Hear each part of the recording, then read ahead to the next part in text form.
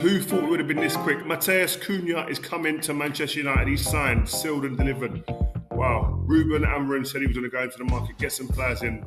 He needs to reboot this attack. We don't look like we're going to score goals in open play, unless it's Bruno or maybe Ahmad. We've taken Wolves' top goal scorer this season. He's got 16 goals to his name in all competitions.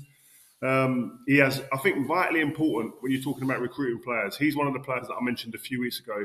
If I had a shopping list, he'd be on there.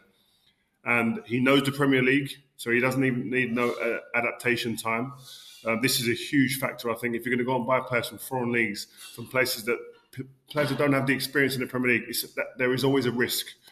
But he has the experience here. We've seen him here. He grew up a Man United fan. He was Anderson. Shout out Anderson. Anderson was his guy. I have to ask him why. But no, jokes, I'm joking. But yeah, he's obviously a Man United fan.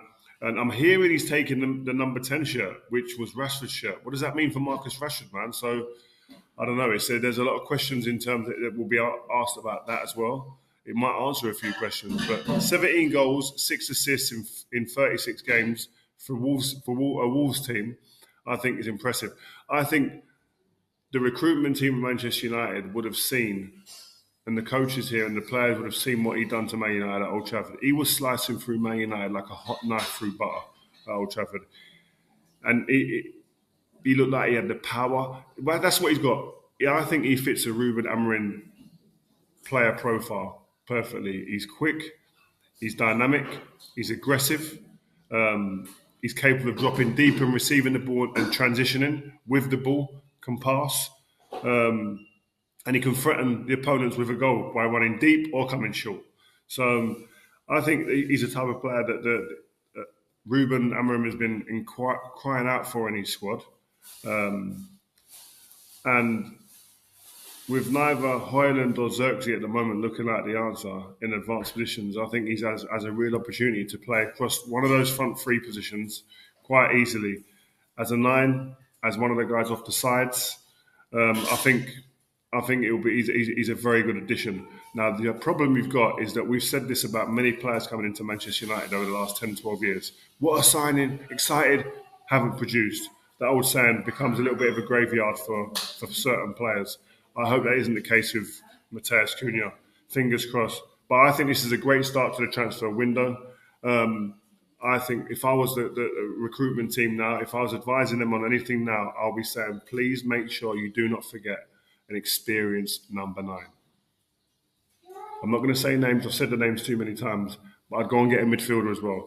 A midfielder who can either dictate the play and pass and be the orchestrator.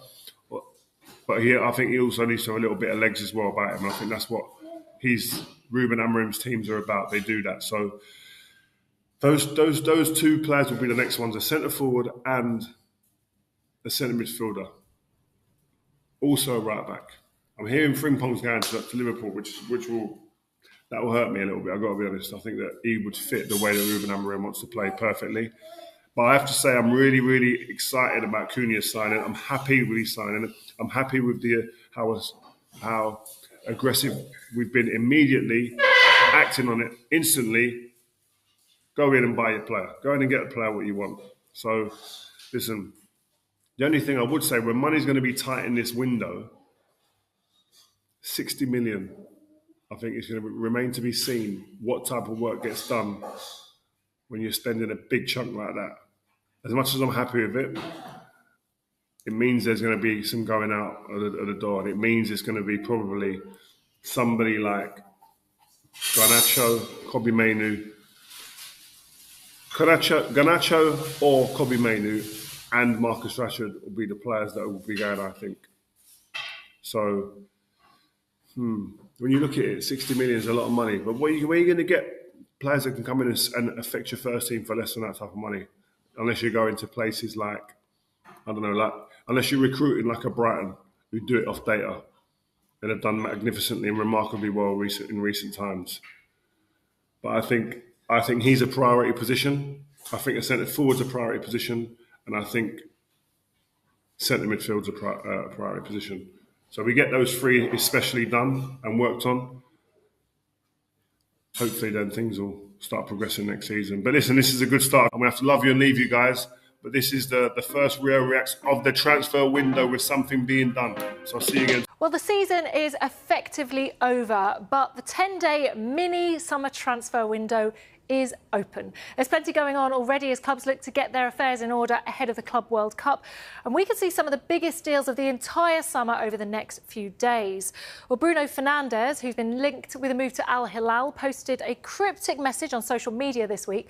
And he's not the only player in the Manchester United squad to be taking to Instagram. Alejandro Garnacho has posted something almost as cryptic. Garnacho posted a picture from a plane with the caption, "Finally," and some emojis, including a crying face and a palm tree, suggesting he's ready for a break after the club's post-season tour to Asia. Chelsea and Napoli are among those considering a move for Garnacho. Manchester United legend David Beckham has accused certain members of the current squad of disrespectful behaviour on their post-season tour of Asia. Garnacho was filmed appearing to push a supporter as he made his way through the streets in Malaysia, while Ahmad was pictured putting his middle finger up to a supporter.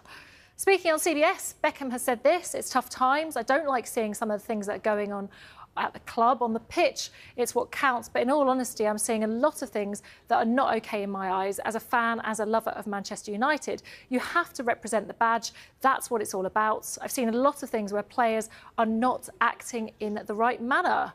We were a part of a team that was so well-mannered. We understood what it meant to play for Manchester United. We understood what the badge meant. Wherever we travelled, whether it was in Europe or in Asia, we respected the fans. We respected the fact that they were turning up, paying money and wanting you to sign and take pictures, and you have